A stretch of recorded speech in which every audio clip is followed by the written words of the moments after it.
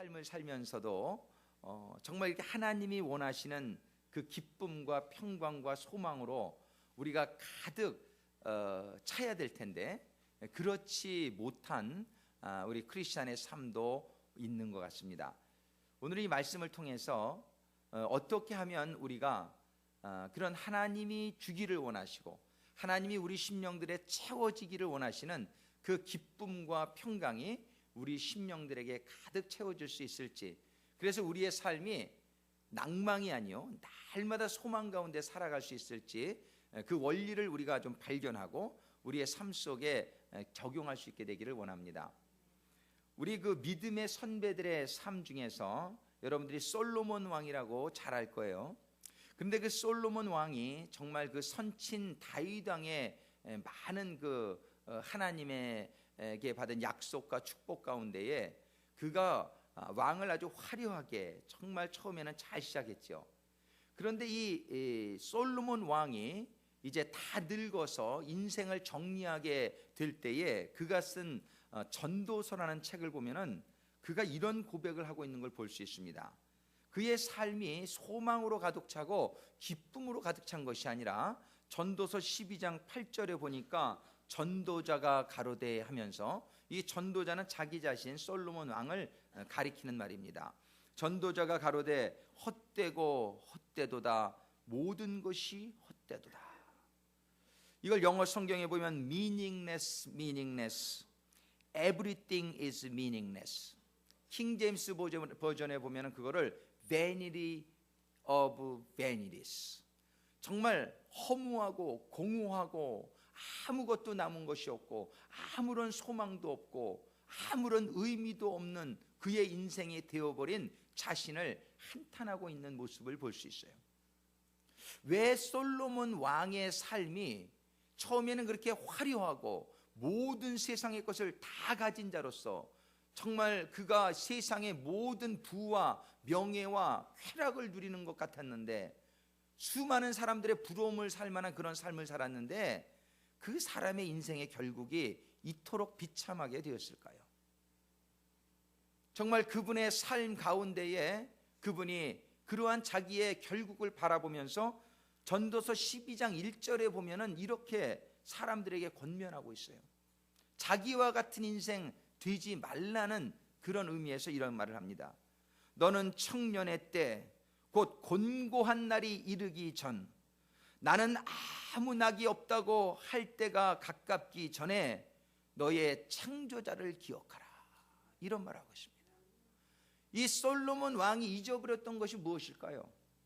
그는 이 세상의 쾌락을 다 가지고 그것에 빠져서 1000명이 넘는 후궁을 삼고 모든 물질적인 향락과 쾌락을 즐기며 그의 인생을 다 소비하게 되었을 때에 그의 인생의 결국을 바라보면서 자기가 잘못 살았구나, 자기가 잘못 살았구나, 이 세상적인 부와 명예와 쾌락을 쫓아가면서 살았던 삶의 아주 처절한 결국을 자기가 맞게 되면서 이제 이 성경을 읽게 될 사람들에게 이렇게 권하고 있는 것입니다. 그 날이 이르게 될 때는 늦었다는 것이에요. 삶을 돌이킬 수 없다는 것이에요. 그런데 그 날이 이르기 전에 너희는 창조자를 기억하라, 이 말씀을 주시고 있습니다. 오늘 이 솔로몬 왕의 고백이 우리들 모두의 심령 가운데 의미 있는, 여러분들에게 뭔가 여러분들의 가슴을 치는 그런 말씀이 되기를 간절히 소망합니다. 정말 우리는 그런데 이런 솔로몬 왕의 결국을 바라보면서도 오늘날 수많은 사람들은 그 길을 향해서 가고 있지 않느냐는 말이에요. 그 부와 그 명예와 세상의 쾌락을 향해서 가는 결국의 삶을 우리는 솔로몬 왕뿐만이 아니라 우리는 수많은 사람들로부터 이런 고백을 듣게 되지 않습니까? 그런데 반면에 하나님을 기억하고 하나님과 동행하는 삶을 사는 사람들의 고백을 우리는 많이 기억합니다. 나는 다시 태어나도 이 길을 가리라, 하나님께 감사하노라, 영원히 내가 하나님을 찬양하려라, 나는 이제 하나님의 품 안에 영원토록 거하게 되리라. 정말 이러한 믿음의 고백들도 우리는 수없이 듣게 됩니다. 그렇다면 오늘 우리는 이러한 두 가지 아주 구별되는 두 사람은 모두가 다 하나님의 백성이었다는 사람이에요. 사실입니다. 솔로몬이 하나님에게 무슨 버림받은 이방인도 아니었고, 그는 유대인 중에 유대인이요, 그는 그 중에서도 아주 선택받은 다윗 왕의 그런 아들로 태어난 그런 아주 굉장한 축복 속에 태어난 사람이었어요. 근데 그런 사람이라 할지라도 이 세상의 유혹에 넘어가기 시작하면 이런 비참한 삶을 맞게 된다는 것을 우리가 보게 됩니다. 여러분들이 교회 다니신다고 해서 여러분들의 삶을 돌아보지 아니하고 적당히 세상과 타협하면서 세상의 유혹에 빠져가지고 그것을 쫓아가서 살다가는 이 솔로몬 왕과 같은 결국을 맞지 않게 된다는 보장이 없다는 것이에요. 오늘 우리는 이 솔로몬 왕의 결국을 바라보면서 우리들이 다시 한번 우리들의 삶을 돌아다 볼 수 있게 되기를 원하는데, 오늘 본문의 말씀은 정말이지 하나님께서는 우리가 그런 삶이 되기를 원치 아니한다는 것이에요. 우리 모든 하나님의 자녀들이 기쁨과 모든 기쁨이라고 그것도 표현하십니다. 모든 기쁨과 모든 평강이 우리에게 충만하게 되어서 정말 하나님이 주시는 소망의 그 능력 안에서 소망이 넘치는, 오늘 말씀의 제목이 넘치는 소망입니다. 정말 넘치는 소망 가운데 삶이 되기를 우리 하나님 아버지는 간절히 원하신다는 것입니다. 이 삶의 원리를 하나님께서는 우리에게 알려주시기 위해서 이스라엘에 여러분들이 가보시면은, 제가 꼭 가본 것 같은데 아직 못 가봤습니다. 근데 제가 이렇게 사진으로도 보고 이렇게 비디오로도 보고 그래서 가본 것처럼 말씀드리는데, 우리 성경대학을 이렇게 졸업하신 분들과 함께 2년 안에 성지순례를 가고자 하는 강한 제가 소망을 가지고 있습니다. 그래서 오늘도 일부 예배 끝나니까 우리 한 성도님이 우리 저 사가님하고 같이 성지순례를 꼭 가보고 싶다는 한 분이 저한테 아주 그 인커리지를 해주시더라고요. 그래서 우리가 좀 기회를 붙든지 어떻게 해서라도 정말 이 약속의 땅을 우리가 한번 꼭 가봤으면 좋겠는데, 자, 제가 가본 것처럼 얘기하지만 용서하십시오. 근데 본 것처럼 제가 이렇게 구글맵으로도 보고 제가 다 이렇게 봤습니다. 그런데 그 이스라엘 땅에 이렇게 보면은요, 그 동편에 호수가 큰 게 두 개 있어요. 좀 북쪽에는 갈릴리 호수라는 게 있고요, 그 갈릴리 호수로부터 시작된 요단강을 따라서 쭉 남쪽으로 내다보면 사해라는 그런 호수가 있습니다. 그런데 이 두 호수는 하나님께서 우리에게 어떠한 인생을 살아야 할 건지를 극명하게 대조하면서 보여주기 위해서 주신 그런 지형으로 우리가 보여집니다. 이 갈릴리 호수는 그 북쪽에 있는 헐몬산이라는 산이 있는데, 이 헐몬산에서 날마다 많은 양의 물이 갈릴리 호수로 쏟아져 들어옵니다. 이 갈릴리 호수로 이 아주 그 헐몬산의 맑은 물들이 이렇게 쏟아져 내려오는데, 그 헐몬산은 우리 하나님을 상징합니다. 그리고 갈릴리 호수는 하나님과의 관계가 맺어진 성도들이 하나님으로부터 받게 되는 생명의 물, 그 생수가 공급되는 것을 의미하는 것이에요. 그래서 갈릴리 호수는 우리 성도들의 어떤 그런 모습을 상징하고 있습니다. 그런데 그 갈릴리 호수가 그 많은 물들을 받아들임과 동시에 또 남쪽으로는 수많은 양의 물들을 콸콸콸콸 요단강을 통해서 하루에 200톤이 넘는 물을 이렇게 내보내고 있어요. 근데 그러므로 말미암아 이 갈릴리 호수는 물이 받기만 하는 게 아니라 내보내는 물이 있음으로 말미암아 언제나 갈릴리 호수는 아주 프레시한, 아주 신선한 물이, 아주 깨끗한 물이, 제가 사진으로 봤어요. 밑에 돌이 다 보입니다. 이 아주 갈릴리 호수는 물이 아주 맑고 깨끗합니다. 고기가 막 다니는 것까지 보여요. 꼭 본 것 같지요? 그렇게 봤어요. 사진에 물고기까지 다 찍힐 정도로 그렇게 맑은 그 신선도를 유지하는 호수가 되고 있어요. 그런데 반면에 그 물이 흘러서 내려가는데 그 종착점은 사해라고 하는 호수예요. 근데 그 사해라는 호수는 죽은 사자 사자를 쓰기도 하고 모래 죽은 바다, 그 죽은 사자 사해입니다. 그래서 영어로는 그걸 데시라고 그래요. 데시. 근데 그 사해와 갈릴리 호수의 차이점이 무엇이냔 말이에요. 사해도 날마다 물을 요단강에서 그냥 그게 굉장히 급강합니다. 시작할 때는 해저 한 200m 정도나 되는 게 사해로 갈 때는 400m. 그러니까 아주 급경사로 물이 요단강을 그냥 콸콸콸콸 흘려서 사해로 들어갑니다. 근데 그 사해는 물을 받기만 하지 물을 내보내질 않아요. 이 물을 내보낼 데가 없어요. 그 지형적으로 아주 그게 낮은 곳에 위치해 가지고 물을 받기만 하지 어디로 갈 데가 없습니다. 그러다 보니까 그 물이 거기서 들어올 때는 아주 생명의 물이요, 살아있는 물이요, 신선한 물임에도 불구하고 사해에 들어가서 썩어버리게 되는 거예요. 물이 흐르지 않으면 그 신선도가 보존이 되질 않습니다. 그래서 이 흐르는 물은 호수는 받는 데가 있으면 꼭 내보내는 데가 있어야만 그 물이 썩지 않고 거기에는 생명이 살아갈 수 있는 신선한 물을 보존할 수가 있는데, 사회와 같이 물을 받기만 하고 내보내는 데가 없으면 거기에는 생명력을 잃게 되고 물이 썩게 되고 나중에는 소금기만 남은 그런 아주 짠 물, 그리고 아무런 물고기가 살 수 없는, 생명이 살 수 없는 죽은 그런 호수가 되어버린다는 것이에요. 이것은 지금 우리들이 어떠한 삶을 살아야 될지를 아주 클리어하게 설명해 주시는 그런 예입니다. 하나님은 우리가 예수 그리스도를 믿고 우리의 죄가 사함받는 동시에 우리는 하나님의 자녀로 회복이 되어집니다. 하나님과의 관계가 회복이 되어지면 하나님으로부터 임하는 하나님의 은혜와 하나님의 평강과 하나님의 기쁨이 우리들의 생명이 우리들의 삶 속에 임하게 됩니다.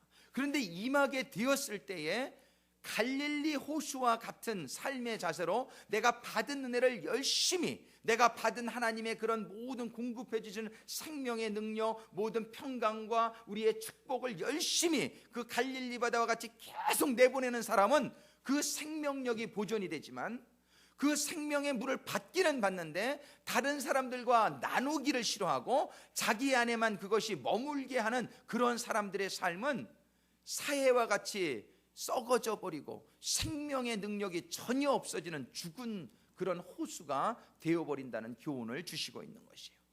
그래서 우리 로마서는 16장의 말씀을 통해서 이거를 말씀해 주시고 있어요. 1장부터 8장까지는 우리가 구원을 받을 수 있는 것은 우리의 지옥으로 우리를 몰고 가는 모든 죄의 문제를 해결하여 구원을 받는데, 바로 우리를 대신해서 죽어주신 예수 그리스도의 피, 그가 흘려주신 피를 우리가 믿으면 구원을 받는다는 것이 1장부터 8절까지의 내용입니다. 8장까지. 그래서 우리는 이 말씀을 믿고 다 구원받는 성도들이 되게 되었을 때에, 그 다음에 주님께서 주시는 9, 10, 11장의 말씀은 그 복음은 너만 가지고 있어서는 안 된다는 거예요. 이 복음은 이스라엘에서 끊쳐져서는 안 된다는 것이에요. 이 복음은 흘러나가야 된다라고 말씀하시는 거예요.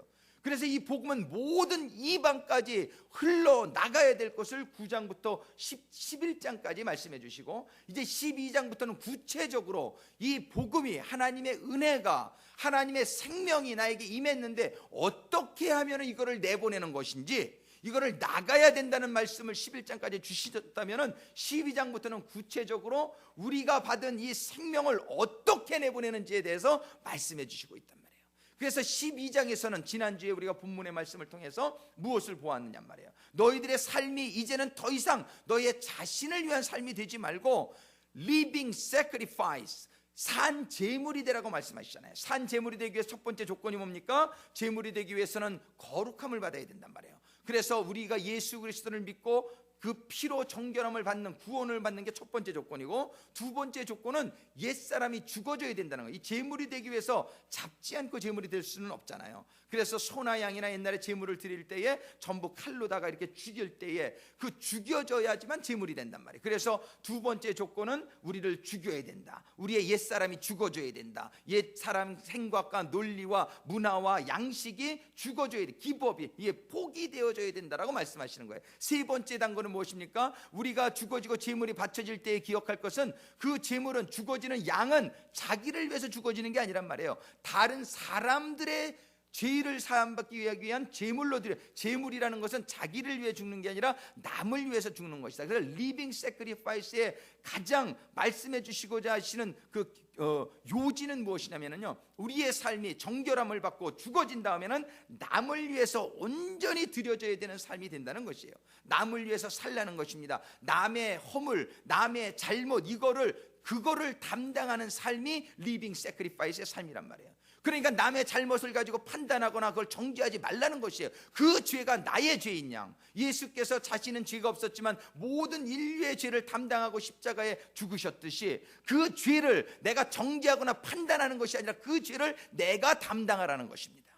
그것이 바로 리빙 세크리파이스의 삶이라는 것을 12장에서 말씀해 주시는 거예요. 13장에는 이러한 우리의 그 하나님의 공동체를 또 이렇게 남을 위해서 할 때에 너희의 권위에 복종하라, 그런 말씀을 주신단 말이에요. 모든 권위는 하나님께서 난 것이니 권위에 절대적으로 복종하라는 것이에요. 그 사람을 가지고 뭐라고 하는 것은 하나님의 권위에 도전하는 것이라고 말씀해 주시면서 사랑의 빛 외에는 다른 것은 아무것도 지지 말라고 말씀하시며 그 모든 것을 사랑으로 행하라, 그런 말씀을 13장에서 주시고 14장에서는 너희들이 믿음에 있어서 차이가 있다는 것이, 어떤 사람은 좀 믿음이 좋고 어떤 사람은 좀 초신자일 수도 있고, 근데 서로 판단하지 말라는 거예요. 믿음이 좋다고 해서 채소밖에 먹지 못하는 사람들을 판단하지 말고, 채소밖에 먹지 못하는 사람이 저 사람 고기 먹는다고 판단하지 말고, 서로가 판단하지 않는 그런 삶을 통해서 우리가 공동체가 세워지고 사랑이 실천되어진다는 것이에요. 근데 오늘 본문의 말씀은 구체적으로 어떤 말씀을 주시고 계시냐면, 우리 강한 자가 마땅히 연약한 자의 약점을 담당하고 자기를 기쁘게 하지 아니할 것이라. 계속 좀 그 정신은 똑같죠. 이 리빙 세크리파이스의 정신입니다. 그런데 우리에게 구체적으로 주시는 것이 무엇이냐면은 우리가 다른 사람들을 위해서 살라는 것이에요. 자기를 기쁘게 하지 말라고 말씀하십니다. 자기를 기쁘게 하기 위해서 근데 이 세상을 살라고 그러지 않습니까? 전부 다 셀프 센터, 나 위해서 내가 공부하지. 우리 부모님도 맨날 그랬어요. 야, 뭐 공부해서 남 주냐?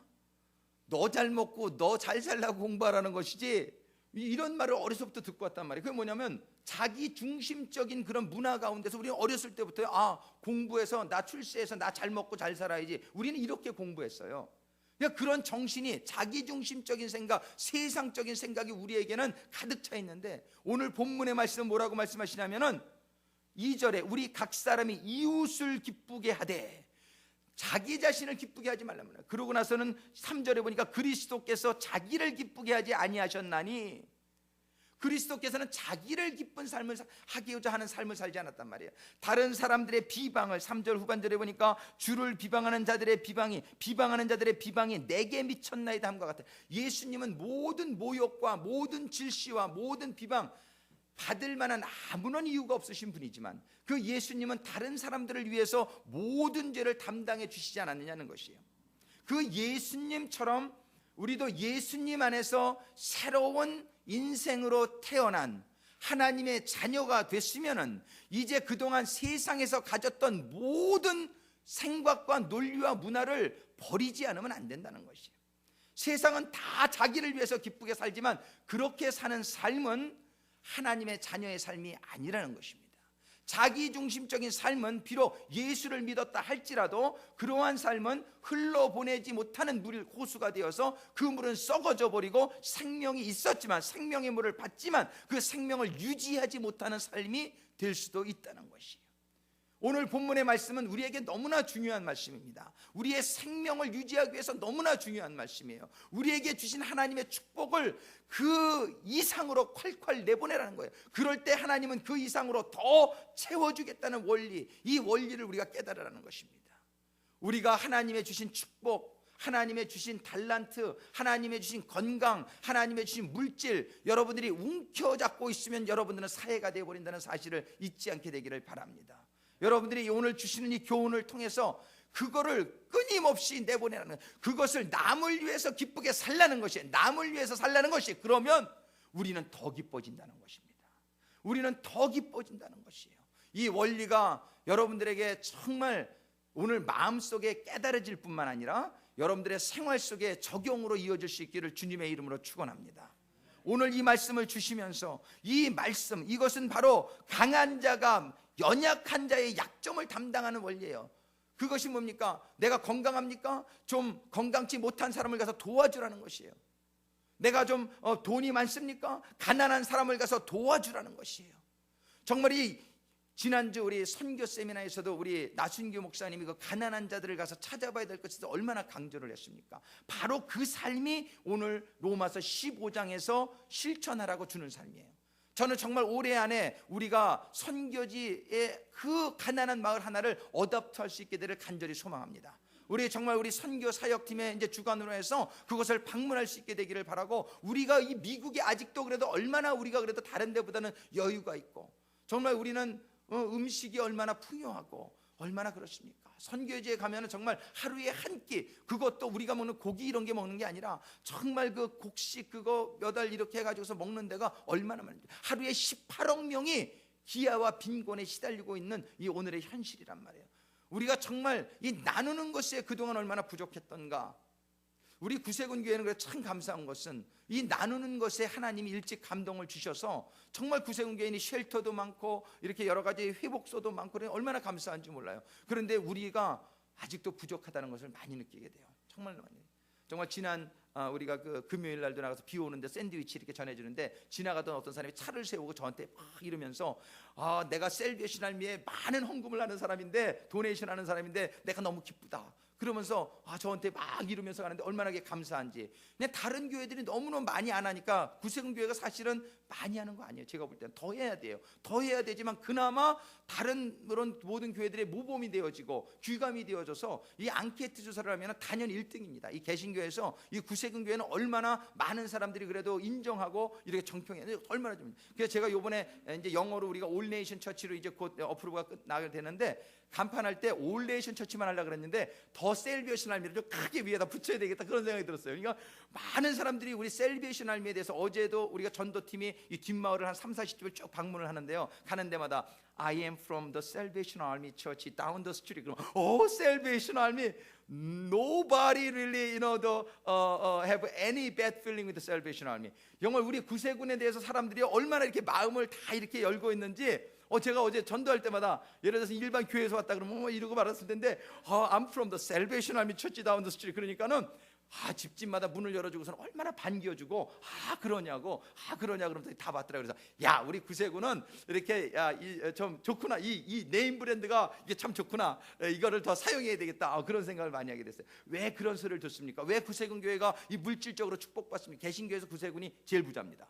정말 근데 부자가 되려고 부자 된 건 아니에요. 하나님 일을 막 하다 보니까 건물도 사야 되고 투자 목적으로 사는 건 하나도 없습니다, 구세군은. 근데 요번에 정말 휴스턴 교회도 10에이커 있다는 걸 샀대요. 그리고 600만 불짜리 건물이 어프로가 된 게 얼마나 저는 감사한지. 저 동궁국도 우리 한인 구세군 교회 뉴욕에 600만 불짜리 벌써 건물 진 지가 7-8년 됐고, 우리 중앙궁국도 4-5년 전에 1000만 불짜리 건물을 줬단 말이에요. 서궁국만 없어요. 서궁국. 그래서 우리 서궁국 우리 교회가 줘야 될 줄로 믿습니다. 그런데 이것이 내가 막 질라고 그러면은 안 돼. 우리가 막 베풀라고 그래야 하나님이 축복해 주실 줄로 믿습니다. 바로 구세군이 그냥 베푸는데 열심히 했단 말이에요. 윌리엄 부스 목사님이 사실 아무것도 없었어요, 시작할 때. 그런데 그 빈민가에 가가지고서 그냥 어려운 사람들 도와주려고 있는 가재 다 털어가지고 막 하다 보니까 어떤 신문기자가 그걸 보고 감동을 받은 거예요. 저거 도와줘야 되겠다. 그러니까 런던 타임즈에 그냥 그때는 크리스천 미션이었어요, 우리가 처음 시작할 때는. 그 기사를 대서특필 일면에 이렇게 냈대요. 그러고 나서는 그냥 감당할 수 없는 도네이션이 들어오기 시작하는데, 그때부터 우리 뚜리프티 샵이 생겼고요. 그 팔아가지고 또 물질로 도와주는 하볼라이 센터, 모든 이런 중독자 재활 이런 것들이, 그런 하나님이 그 마음을 축복하신 거예요. 그 윌리엄 부스 목사님이 많은 거 가지고 있지 않았단 말이에요. 그렇지만 그 하트, 정말 가난한 사람들, 저런 소외된 사람들, 저들에게 내가 나가서 내 은혜를 전해줘야 되겠다. 그런데 그 당시에 많은 교회들은 하이처치라 그래가지고 있는 자들 중심, 귀족 중심, 그래가지고 이게 나누는 것에 너무 인색했단 말이에요. 그렇지만 하나님께서 그 윌리엄 부스 목사님이 그런 마음을 가지고 나가게 되자 얼마나 기뻐하셨는지, 그 축복이 3년 만에 교회가 1000개 이상으로 막 구세군 교회가 그때 부흥하고 막 그랬단 말이에요. 근데 우리가 이 정신을 다시 리스토어, 우리는 다시 이것을 다시 회복될 수 있게 되기를 간절히 소망합니다. 우리가 이런 내주기 위해서, 우리가 받은 은혜 나누기 위해서, 우리가 받은 축복 나눠주기 위해서 우리가 날마다 정말 나가고자 할 때, 그들을 기쁘게 하기 위해서 나가고자 할 때, 그러한 삶은 바로 예수 그리스도의 삶이요, 그러한 삶을 살게 할 때 오늘 본문 5절에 보니까 이제 인내와 안위의 하나님이 너희로 그리스도 예수를 본받아 서로 뜻이 같게 하여 주사. 우리가 예수 그리스도가 우리의 롤모델만 되잖아요. 예수 그리스도를 내가 닮고자 하는 그런 사람들은 한 마음으로 합쳐질 수가 않을 수가 없습니다. 딴 마음을 품고 있기 때문에 이게 교회가 갈라지는 거예요. 근데 예수 그리스도 그 한 분만이 나의 구세주요, 그분의 인생만이 나의 나갈 길이라고 생각하면은 우리는 저절로 하나로 이렇게 뭉쳐지게 된다는 거예요. 영어 성경에 보면 뭐라고 되냐면 그 단어를 unity라고 써요. unity among yourselves. 이게 생겨야 됩니다. 우리 교회가 하나님 일을 하려고 그러는데 막 4분 5일이 되고 이 사람은 저 소리하고 저 사람은 저 소리하고 이러면은 일을 못해요. 우리가 한 마음, 유니티, 하나로 연합이 되어야 되는데 그 방법이 뭐냐면 예수 그리스도의 마음만 품으면 된다는 거예요. 이 예수 그리스도의 마음은 무슨 마음이냐면요, 바로 산제물이 되는 삶이요, 자기가 가진 축복을 자기가 움켜쥐고 있는 것이 아니라 죽기까지 다른 사람들을 위해서 살겠다는, 다른 사람들을 기쁘게 해야 되겠다는, 다른 사람들의 약점을 내가 보호하고 내가 담당해야 되겠다라는 그런 예수 그리스도의 마음만 품으면 우리가 하나 된다라고 믿습니다. 이것이 오늘 성경이 말씀해 주시는 것이에요. 이렇게 하나 되면 한 마음과 한 입으로 하나님 우리 주 예수 그리스도의 아버지께 영광을 돌리게 하려 함이라. 이렇게 한 마음이 되면은요, 우리의 삶을 통해서 하나님이 영광 받으실 줄로 믿습니다. 하나님이 영광 받으시는 우리의 삶이 되고요, 우리 교회가 되어지게 될 때에 하나님이 가만 계시냔 말이에요. 우리가 이렇게 막 쏟아내 보내는 이러한 사랑의 삶을 살게 될 때에 하나님은 더 큰 기쁨과 더 큰 평강으로 우리를 채워주시겠다고 오늘 13절이 말씀하시는 거예요. 소망의 하나님이 모든 기쁨과 모든 평강을 믿음 안에서 너희에게 충만케 하사 성령의 능력으로 소망이 넘치게 하시기를 원하노라. 하나님이 이렇게 하시기를 너무나 원한다는 것이에요. 그런데 우리가 이 축복을 받을 수 있는 조건을 갖춰야 됩니다. 그 조건은 바로 우리가 예수 그리스도를 바라보면서 우리가 예수 그리스도의 사신 그 삶의 그 표본을 따라서 우리도 남을 위해서 살아가는 삶, 남을 위해 희생하는 삶. 그런데 오늘 7절 이하에 보면은 아주 또 중요한 우리 교회에게 주는 메시지라고 저는 생각이 돼요. 7절에 뭐라고 말씀하시냐면 이러므로 그리스도께서 우리를 받아 하나님께 영광을 돌리심과 같이 너희도 서로 받으라. 너희도 서로 받으라. 이 말씀이 무슨 말이냐면요, 이 이스라엘 백성들이 자기네들은 선민 사상으로 너무나 가득 채워져 있었어요. 그래가지고 이방인들 보기를 개보듯했어요. 그래서 자기네들이 받은 은혜를 나누려고 그러질 않는 거예요. 이제 예수님께서는 그거를 그렇게 강조하시고 너희들은 이제 온 천하에 가서 복음을 전하라. 너희는 모든 족속으로 제자를 삼아라. 우리 세상 땅 끝까지 이르러 나의 증인이 되어라. 주님이 말씀하신 지상 대명령의 대사명의 주님의 뜻이 완전히 포함되어 있잖아요. 너희들은 나가야 될 것이라는 거. 너희들 그 은혜를 가지고 있으면 썩는다고 주님이 말씀하시면 너희가 은혜를 받았지 이제는 가지고 나가야 된다. 그런데 바로 이 말씀이 우리 교회에 올해 특별히 감동으로 임하는 것은 우리 교회가 그동안은 한인 커뮤니티 교회로만 남아 있었단 말이에요. 그런데 이제 우리 하나님께서 우리에게 감동을 주셔서 이제 우리 교회가 이 지역사회의 빛이 되라고. 우리 지역사회에 보니까 한인 인구는 많지 않단 말이에요. 한인 인구가 많다면 우리가 또 얼마든지 할 일이 많겠지만 이 샌프란시스코는 7, 8천밖에 되는 한인 인구, 거기에 교회들은 한인 교회들은 많단 말이에요. 근데 하나님께서 우리에게 주시는 감동이 무엇이냐면 너희들은 이제 all nations, 이 온 이웃을 향해서 나가는 교회가 되라는 것이 바로 이게 성경이 우리에게 주시는 명령인 줄로 믿습니다. 우리는 우리 한인 커뮤니티에 남아있으면 좀 편해요.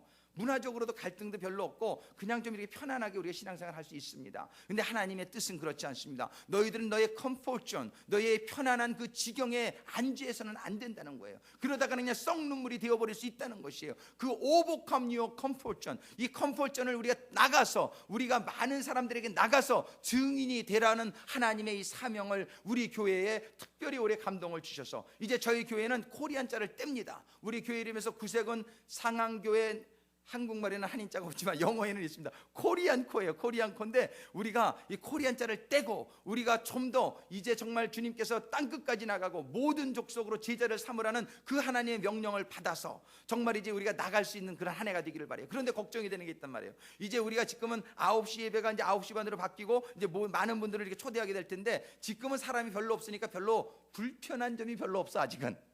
그러니까 그냥 이렇게 지나는데 이제 9시만이 막 100명 되고 150명 되고 그래봐요. 우리 교회를 그냥 너무나 이렇게 조그만 게 복잡하게 될 거예요. 그러면 걱정이 되는 게 우리 한인 성도님들이 그냥 한인 교회로 남아있지 왜 저런 사람들 그냥 예배를 봐가지고서 복잡하게 나 한국 예배만 보는 대로 갈 거야. 그러는 분들 분명히 나올 수 있습니다. 왜? 불편하거든요. 문화권이 틀리고 애들이 막 그냥 뛰고 막 이렇게 좀 우리 아이들하고는 틀리고 막 여러 가지 그러면은 여러분들에게 불편한 일이 있을 수 있으라는 것이에요. 그런데 오늘 이 말씀을 미리 주셔서 제가 얼마나 감사한지 몰라. 여기 보면 뭐라고 말씀하시냐면 너희는 서로 받으라. Accept one another. Accept one another. 서로 용납하고 서로 인정하고 서로 받아들이라는 것이에요. 예수님께서 우리를 죄인 되었을 때 받지 않았느냐? 너희도 서로 받으라. 저들이 좀 부족하고 저들이 좀 못하는 게 있고 저들이 좀 교회에서 지저분하게 하고 그래도 너희들은 저희들을 이제 받을 준비를 하라는 그런 명령으로 저에게 받아들여졌는데 여러분도 그렇게 받아들여지기를 간절히 소망합니다. 이제 우리 9시 반 예배가 분명히 부흥하게 될 거예요. 제가 2주에 걸쳐서 이제 이웃을 돌면서 우리 구세군 교회를 소개하고 이제 9시 반에 이제 3월 달부터 예배 시작합니다. 초청합니다. 그리고 우리가 또 여러 가지 사회복지 프로그램을 통해서 그들을 초청할 거예요. 우리가 영어 학교도 할 거고 컴퓨터 학교도 할 거고 태권도 학교도 할 거고 우리가 그런 분들을 이렇게 해가지고서 우리 교회가 정말 지역을 섬기는 교회, 그리고 이런 이방 민족들 이런 사람들을 우리가 초청하는 그런 교회로 우리는 변신하고 이렇게 나가고자 지금 준비하고 이렇게 나가고 있단 말이에요. 그러면 여러분들 기억해 주십시오. 오늘의 설교를 기억해 주시고 로마서 15장 7절 이하에 주시는 말씀, 하나님께서 사도 바울에게 뭐라고 말씀하시냐면은 이스라엘만 하나님의 백성이 아니라는 것이에요. 오늘 8절 이하에 보니까 내가 말하노니 그리스도께서 하나님의 진실하심을 위하여 할례의 수종자가 되셨으니 이는 조상들에게 주신 약속들을 견고케 하시고, 이것은 뭐냐면 조상들에게 주신 약속, 이거는 바로 선민사상이에요. 이스라엘 백성들에게 준 하나님의 그 특권, 그 하나님의 복음을 받은 백성 동족의 구원을 말씀하시지만 9절에 보니까 이방인으로 그 긍휼하심을 인하여 하나님께 영광을 돌리게 하려 하심이라. 그런데 그 복음이 이스라엘에서 끝나서는 안 되겠다는 것이에요. 이방인으로 나가라는 것이에요. 그러면서 이제 그 시편의 말씀과 신명기의 말씀과 그 말씀들을 인용하면서 이렇게 말씀하십니다. 이러므로 내가 열방 중에서 주께 찬, 이 열방이라는 게 영어 성경에 보면 젠타이얼이라고 되어 있어요. 그러니까는 이방 족속들 중에서 주께 감사하고 주의 이름을 찬송하리라 한 것 같으니라. 또 가로되 열방들아, 이방 족속들아, 주의 백성과 함께, 주의 백성은 이스라엘 백성으로 의미합니다. 그러니까는 주의 백성들에게 뭐라고 하냐면은 저 열방들과 함께 기뻐하라. 또 열방들아 너희들은 주의 백성과 함께 기뻐하라. 저는 오늘 이렇게 합니다. 우리 한족 성도님들이요, 이방 족속들과 기뻐하시게 되기를 주님의 이름으로 축원합니다. 이방 우리 다른 민족들에게 말합니다. 우리 이방 민족분들이요, 우리 한국 민족과 함께 기뻐하십시오. 할렐루야. 우리가 꼭 제사장 민족, 그죠? 그게 얼마나 감사하냔 말이에요. 우리가 주체가 되어서 이런 이방의 선교를 향해서 나갈 수 있는, 우리가 이렇게 쓰임받는 게 얼마나 기쁘냔 말이에요. 이스라엘이 그 기쁨에 충만했어야 되는데 많은 이스라엘 사람들이 그러지 못했어요. 그들은 나가고 싶지 않아 했어요. 그래서 하나님께서는 특별히 사도 바울을 택하셔서 이방을 나가는 선교사로 세우시고 그 복음이 전해지게 하고, 예루살렘 교회가 부흥했지만 그들이 나가지 않자 거기에 핍박이 임하게 해서 그 이스라엘 예루살렘 교회를 아주 그냥 산산조각을 내셨단 말이에요. 그 성도들이 전국으로 나가라고, 전 세계로 나가라고. 그래서 이스라엘의 디아스포라가 전 세계에 퍼지게 되고 하나님의 복음을 전하는 민족으로 사용받게 되었는데, 오늘날 21세기에 보세요. 전 세계에 가장 많은 지역에 퍼져 있는 민족이 한국 민족입니다. 전 세계 175개국에 750만의 민족이 나가 있는데 인구수로는 중국 사람들한테 밀려요, 숫자적으로. 근데 지역적으로는 한국 민족이 전 세계에서 가장 많은 지역에 퍼져 있는 민족이 되었습니다. 이것이 바로 유대인의 디아스포라를 연상케 하는, 하나님께서 말세지 말에 온 세계에 이 복음의 역사를 한국 민족을 통해서 이루고자 하시는 하나님의 뜻이 우리들에게 깨달아진단 말이에요. 우리 정말 샌프란시스코는 또 얼마나 다민족 사회냔 말이에요. 여기 다민족 사회에서 우리가 한국 민족만 은혜 받는 거에 고집하기보다는 우리가 다른 민족들을 향해서 나갈 수 있게 된다는 이것은 하나님의 크신 뜻 속에서 이루어지는 일이라고 믿습니다. 그런데 그렇게 될 때에 불편한 점이 있어도 우리가 accept one another, 오늘 이 말씀을 기억할 수 있게 되기를 바랍니다. 그래서 오늘 두 가지의 큰 교훈을 주셨습니다. 첫 번째 무엇입니까? 사실은 한 교훈입니다. 하나님께서는 우리가 은혜를 받은 자가 되었을 때에 그 은혜를 나에게 머물게 하지 말고 그거를 내보내는 삶을 살아라. 그러한 삶을 살 때에 우리들의 기쁨과 평강과 소망이 유지된다. 그런데 내보내게 하는 그 실제적인 방법은 뭐냐면은 다른 사람을 다른 사람을 목적으로 해서 살아라. 그런데 거기에 결국에는 이방인까지 포함되어 있는 것이다 라고 말씀해 주시는 것입니다. 오늘 주시는 우리 아버지의 메시지를 우리가 잘 기억할 수 있게 되기를 바랍니다. 얼마나 감사한지 모릅니다. 주님이 바로 그런 삶을 사신 장본인이 되셨을 때 우리 주님은 정말 하나님이 얼마나 인정하시고 기뻐하시고 하늘나라의 영광의 주인공이 되셨느냐 말입니다. 우리는 그 주님을 바라보면서 비록 주님과 같이 사는 길이 참으로 힘들고 어렵고 고난의 길일 수 있습니다. 예, 그렇습니다. 많은 사람들에게 듣지 않아도 되는 소리를 듣고, 정말 전도지하러 나갔을 때 어떤 사람들이 이렇게 인상 쓰고 그러는 거 보면은 아유 그만둘까 뭐 그런 생각 들 때도 있어요. 그런데 그럼에도 불구하고 우리들이 정말 하나님의 사랑을 가지고 죽기까지 정말 그분들을 위해서 우리가 복음을 전하고 우리의 사랑을 나누고 우리의 정말 하나님의 축복을 나누는 빛의 사도들이 다 될 수 있기를 간절히 소망합니다.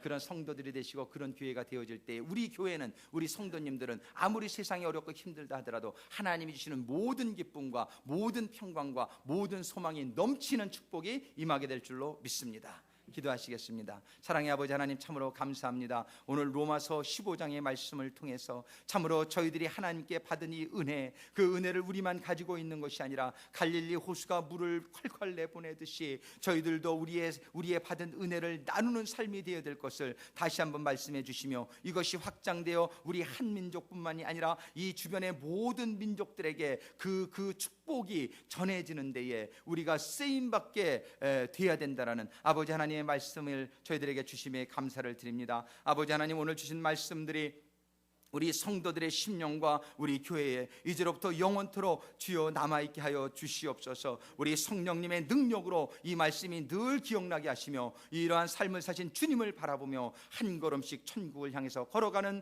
우리 교회, 우리 성도들 다 되게 하여 주옵소서. 예수님의 이름으로 기도드리옵나이다. 아멘.